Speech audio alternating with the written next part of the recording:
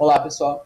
Então, nessa videoaula, a gente vai começar a estudar máximos e mínimos de funções contínuas dentro de domínios fechados e limitados. Então, resgatando esses exemplos de cálculo 1, o que a gente tem? A função y igual a x ao quadrado, se você considerar o domínio R, ela não tem um ponto de máximo, certo? Porque ela vai para mais infinito, de um lado e do outro também. Mas se a gente restringir o domínio de -1 até 0,5, e aqui eu vou considerar fechado, também, desculpem o erro anterior. Então a gente tem um domínio que vai desse ponto azul até esse outro ponto azul à direita. Então agora que a gente considerou essa restrição ao domínio, a gente tem um ponto de máximo, que está aqui no x é igual a -1, e o menor valor de todos da função está aqui no x é igual a zero, certo? Então a gente só garantiu a existência do máximo e mínimo da função quando a gente colocou um domínio fechado e limitado. E aqui a gente vai falar de máximos e mínimos globais, né? O maior valor de todos da função do domínio e o menor valor de todos da função do domínio. E é o que a gente vai ter aqui em cálculo 2, de funções de n variáveis. Se a gente tem uma função de duas ou mais variáveis, né? Aqui tem um errinho, e o domínio ele é fechado e limitado, e a função é contínua, então a gente tem pontos de mínimo e máximo globais ou absolutos nesse conjunto. E aí o que isso significa?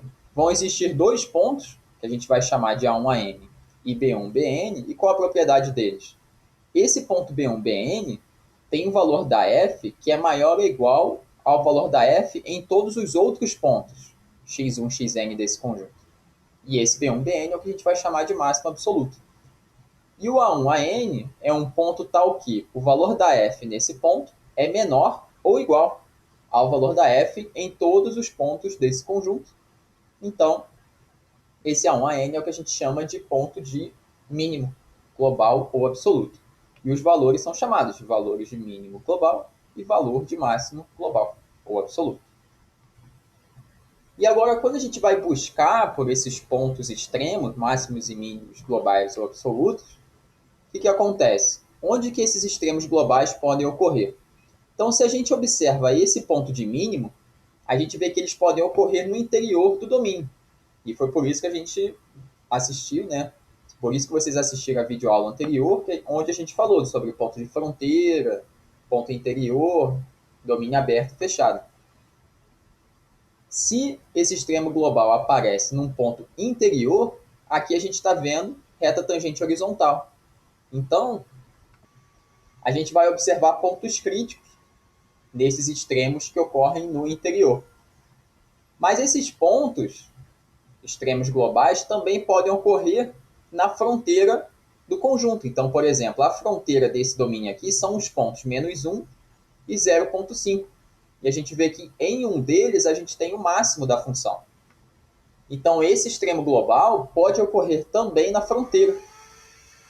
E vejam que na fronteira a gente não tem um ponto crítico. Nesse ponto aqui, a derivada da função existe, e essa derivada não é igual a zero, no ponto x é igual a -1. Então, quando a gente considera esse domínio fechado e limitado, o extremo global pode ocorrer num ponto que não tem derivada zero, e que não é um ponto crítico. E para realizar a busca por esses extremos, para saber onde eles estão, para conseguir determinar eles, a gente vai usar o método a seguir. Então, para encontrar os extremos absolutos, o máximo e o mínimo absoluto de uma função em um conjunto fechado e limitado, e isso vale para funções de duas ou mais variáveis, a gente vai fazer o seguinte. Então, dado uma função em um domínio D, primeiro a gente vai procurar pelos pontos críticos da função que estão no interior desse conjunto. E aqui eu já coloquei a imagem de um domínio, né? Então, aqui o que acontece? A gente tem como fronteiras os segmentos e como interior todo esse triângulo, né? Sem os segmentos. Então, a primeira coisa é procurar os pontos críticos no interior desse domínio.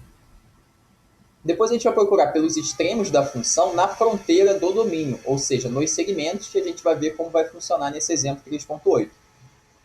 E a gente vai encontrar uma lista de pontos. Então vamos supor que a gente encontre 5 pontos. A gente vai calcular o valor de f em cada um desses pontos.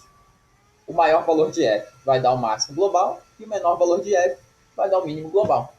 É isso que a gente vai fazer com esse exemplo 3.8.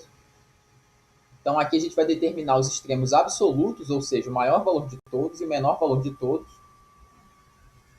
dessa função nesse domínio D. Então, esse domínio D é esse aqui. Então, vamos começar pelo passo 1, que são os pontos críticos. Então, vocês podem pausar o vídeo e procurar pelos pontos críticos dessa função dentro desse domínio, no interior dele. Então, fiquem atentos, porque se vocês encontrarem um ponto crítico que está fora desse conjunto, então não serve, né? Mas podem pausar o vídeo e a gente já volta seguindo com isso.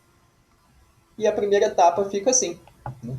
Essa função tem derivadas parciais de primeira ordem, contínuas, derivadas de ordem superior também, não tem problema nenhum em relação a isso. Então, aquele primeiro item de pontos críticos, ok. O segundo item é derivadas parciais ambas iguais a zero, ou seja, gradiente nulo. E esse sistema aqui a gente resolve e encontra um único ponto crítico, 1, 1. Então, aqui a gente não precisa saber se esse ponto, nesse momento, né, máximo local, mínimo local, ponto de célula. A gente vai deixar esse ponto do domínio guardado, ele é um ponto crítico. E a gente vai juntar com os demais pontos que a gente vai encontrar no passo 2 agora. E lá no passo 3 a gente vai comparar o valor da f em todos esses pontos. Então a gente já pode até calcular o valor da f aqui, que é igual a 4. E aí a gente vai comparar esse valor com o valor da f nos demais pontos do passo 2, que a gente vai fazer agora. Então a gente vai olhar para esses três segmentos, que são a fronteira do domínio, que a gente vai ter que abordar aqui no passo 2. Então o primeiro segmento da fronteira é o L1. A gente vai fazer isso em 3 passos, né, separadamente, para cada segmento. Então o segmento L1 ele pode ser descrito dessa maneira. Como ele está contido no eixo Y, todos esses pontos eles têm coordenadas x igual a zero. Mas a gente não pode escrever só x é igual a zero, porque a gente não tem o eixo y inteiro. A gente tem um pedaço que vai de y igual a zero até y igual a 9. Então, o que a gente vai ter que fazer agora? A gente vai ter que estudar essa função f em cima do segmento L1. Então, qual é o maior valor da f no segmento L1 e qual é o menor valor da f no segmento L1? Como que a gente vai fazer isso? A gente vai ter que, de alguma forma, substituir essa descrição do segmento L1 na função f, da seguinte maneira. Como o segmento ele é caracterizado por x é igual a zero, a gente vai substituir x é igual a zero na função. Então, aqui a gente tem os valores da função para cada ponto, o valor da função para cada ponto do eixo y. Mas como a gente não tem o eixo y inteiro na nossa análise, a gente vai explicitar aqui que a gente está tratando apenas do intervalo 0,9. Então, o que a gente vai fazer?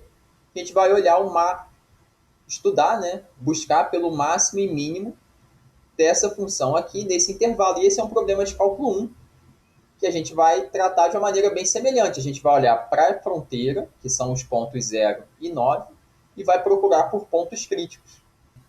Então, o que isso quer dizer? Por pontos críticos, né, a gente quer dizer, nesse caso, pontos que têm derivada zero, já que a gente não tem problema nenhum com a derivada existindo em algum ponto. Então, derivada igual a zero vai fornecer para a gente o ponto y igual a 1. E aqui a fronteira consiste dos pontos y igual a zero e y igual a 9. E lembrando que esses são pontos no segmento L1, que tem coordenada x igual a zero. Então, os pontos do domínio D da função, os pontos de R2 que a gente vai considerar são x é igual a zero e y igual a zero, é o primeiro ponto. Aqui, y é igual a 9, com x é igual a zero, o segundo ponto. E aqui o ponto crítico que a gente encontrou, y é igual a 1, com x é igual a zero também. E, como a gente mencionou, a gente vai ter que comparar o valor de todos esses pontos no item 3. Então, a gente já vai calcular o valor da f deles aqui. Então, os pontos 0, 0, 0, 9 e 0, 1 têm valores da função 2, menos 61 e 3. Então, esses pontinhos em laranja são os nossos pontos catalogados até o momento. Esse ponto crítico da função, lá do passo 1, e no primeiro segmento L1 do passo 2, a gente tem esses outros 3 pontos. Por enquanto, a gente tem o mínimo da função valendo menos 61 no ponto 0,9 e o máximo global da função valendo 4 no ponto 1,1. Então, essa é a ideia. Resta fazer o segmento L2 e o segmento L3. Mas ele segue a mesma lógica do segmento L1. Então, isso vocês podem dar uma olhada lá nas notas de aula, leiam esse exemplo com cuidado. É só acertar a descrição dos segmentos L2 e L3, fazer a substituição e fazer os cálculos direitinho. Então, verifiquem as atividades no Moodle, leiam as notas de aula e assistam na próxima videoaula o método de multiplicadores de Lagrange, que aqui a gente entende como uma maneira de estudar a fronteira desse domínio em algumas situações. A gente vai conseguir usar esse método de Lagrange.